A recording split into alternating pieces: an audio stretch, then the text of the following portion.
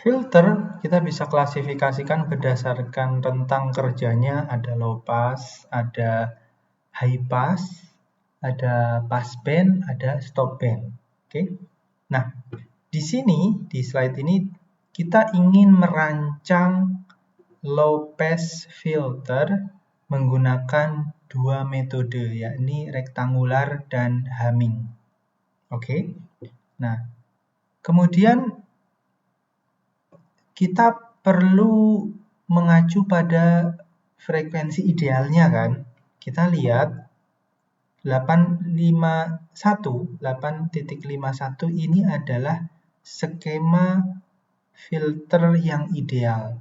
Kita lihat cara bacanya bagaimana. Oke.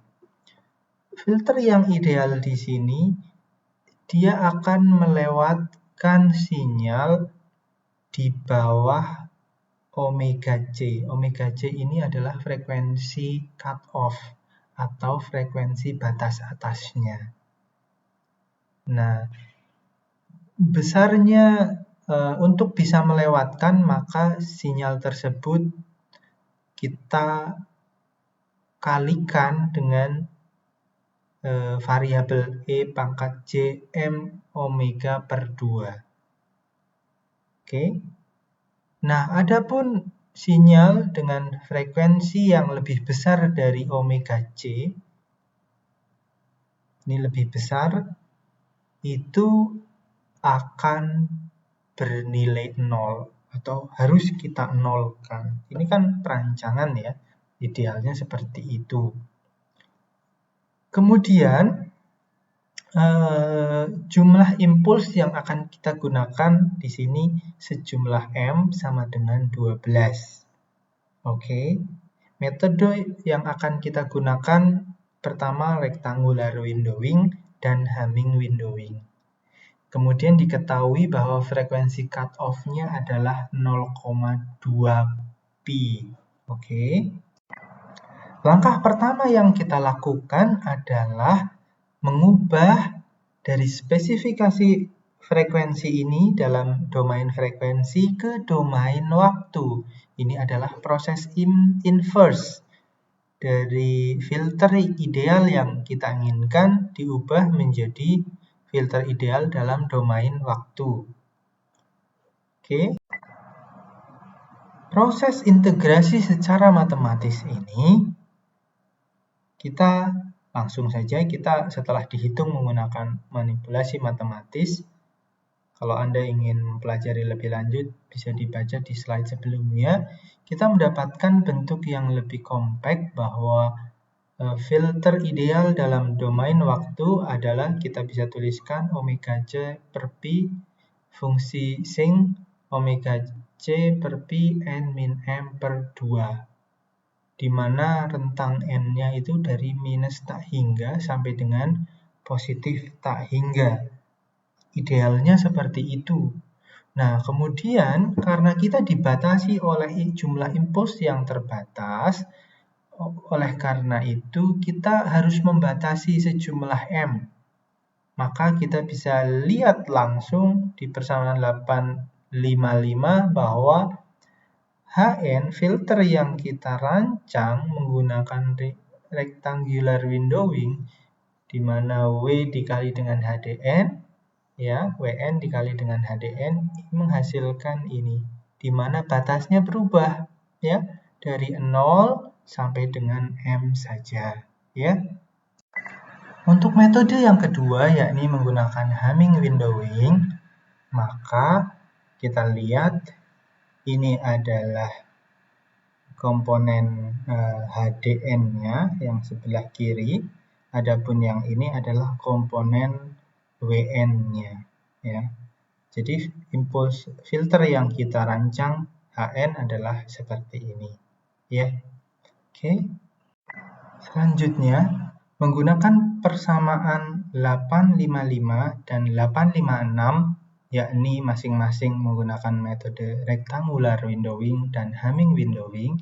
Setelah kita masukkan parameternya dari frekuensi cut off atau omega C sama dengan 0,2 pi dan M sejumlah 12, kemudian kita masukkan variabel N-nya dari 0 sampai dengan 12, kita mendapatkan koefisien impulsnya.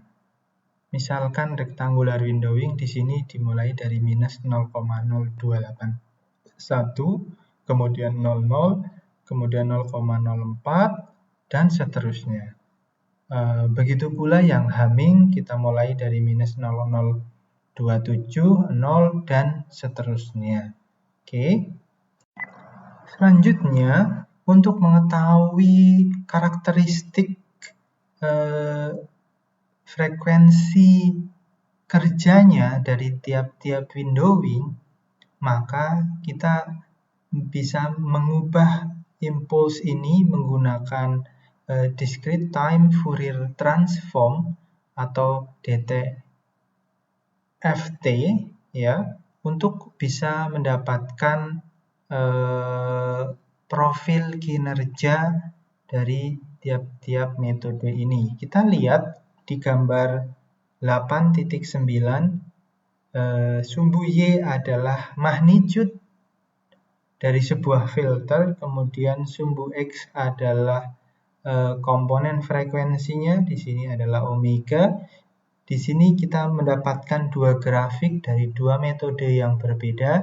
Pertama adalah Hamming, yang kedua adalah rektangular. Kita lihat berdasarkan grafik ini menggunakan frekuensi cut-off yang sama, tetapi mendapatkan profil kinerja yang berbeda. Kita lihat untuk yang rektangular, di sini kita bedakan menjadi, di sini adalah main lobe, ya, main lobe. Kemudian ini ripple-nya, ya, ripple-nya lebih kecil. Kita lihat main lobe-nya mempunyai magnitude lebih tinggi, artinya dia melewatkan sinyal, ya, melewatkan sinyal di area ini. Kemudian dia akan mensurprise, akan menekan sinyal yang lebih besar dari ini, di sini ke kanan. Oke.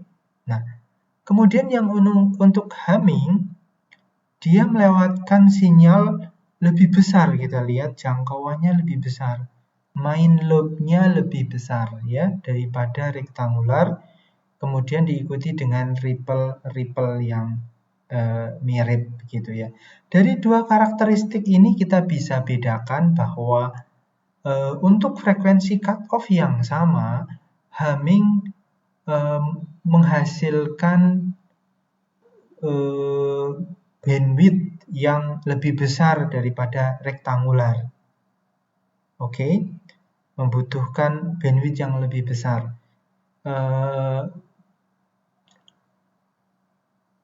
Ketika membutuhkan bandwidth yang lebih besar, berarti kurang rigid gitu ya. Kelemahannya adalah kurang rigid.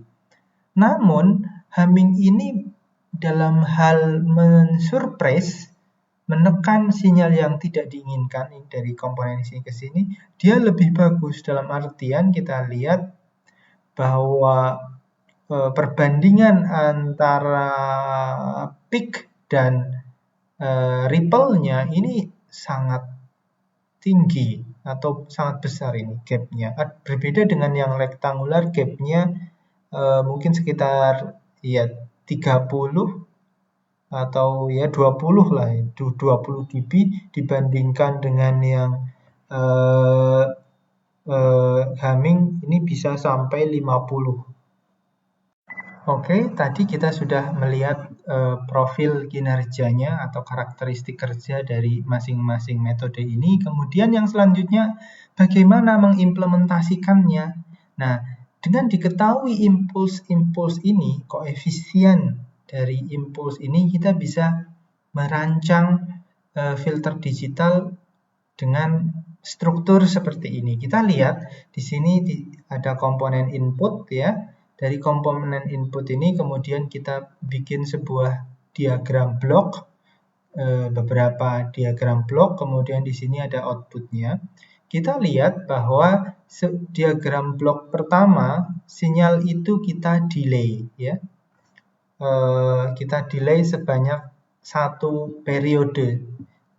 Simbol Z pangkat min 1 ini merupakan fungsi untuk mendelay 1 periode di delay gitu ya. Nah, H0 ini merupakan koefisien. H0 berarti kalau dia menggunakan rektangular, berarti H0-nya nilainya adalah minus 0,0281. H1 berarti 0. H2 berarti 0,421. Begitu pula yang H-, dan seterusnya sejumlah M di sini. Jadi totalnya di sini ada berapa? Ada 13 karena M-nya kan 12. Dimulainya dari 0 kan berarti ada 13. Sesuai dengan ini. Ini juga 13. Oke. Nah, setelah kita memasukkan nilai koefisiennya, di mana di sini adalah simbol mendelay sinyal input, kemudian untuk tiap titik ini kita jumlahkan. Nah, output dari sinyal yang keluar dari sini itu adalah sinyal yang sudah terfilter.